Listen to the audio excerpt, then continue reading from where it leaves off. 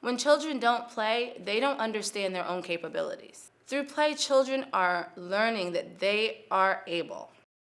I think that parents are under a lot of pressure right now. And as early childhood educators, we can support them by explaining why children who play are going to be more than ready for not just kindergarten, not just first, second, or third grade, but ready for life. We want them to see the learning just as we see it. Because when parents can see the magic, they stand behind it. They talk about it in the community.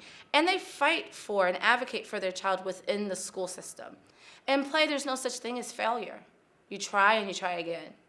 Repeated experience with materials, repeated experience with other people are not only teaching them about the world around them, but teaching them about themselves.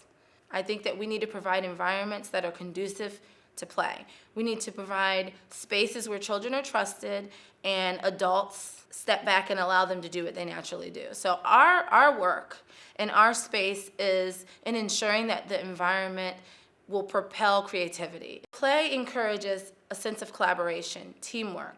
They have to consider other people's perspectives. For example, there was a day on the playground where the children noticed there was a ball on the roof. So one child had an idea, and it was to grab a pallet. So they're halfway across the playground carrying this pallet, and another child said, no, it won't be big enough. So that had to be considered. And this was a time where 7 or 8 children were collaborating together, listening to each other, thinking together. Another child screamed from across the playground, I have an idea. Together, all of the children ran over and grabbed a ladder. The ladder must be 10, 15-foot ladder. They carried it across the playground. They distributed their weight. They tried different ways. They tried rolling it. They tried dragging it. They tried putting it on wheels. It lasted for about 30 minutes, a collaborative effort, a group of children working together, making a plan of how to get this ball down. If you haven't played, if you haven't had to collaborate, if you haven't had to take turns, then as an adult, you struggle working with others.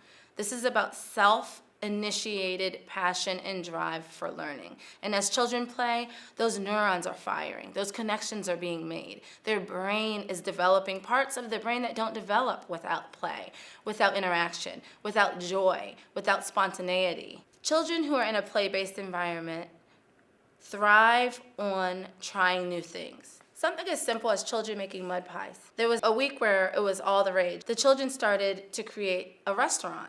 They were mixing sand and water and dirt. And after about 3 days of experience with this, they had a recipe. There was a certain amount of dirt, a certain amount of sand, a certain amount of water that made the consistency strong enough for a ball.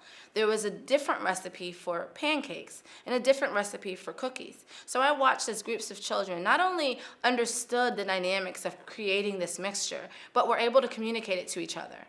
They were counting, they were sorting, they were measuring, they were doing science, math, there was language. Open-ended play materials like mud allow for a world of creativity. They allow for children to be the thinkers behind them. I call them thinking toys. Toys where they're not going to do a thing unless you use your imagination to make them do something. No batteries, no buttons, just children's creativity and imagination. That is what early childhood should look like. That is what math should look like. That is what language development should look like in the early years and beyond. For more information, visit DEY.org.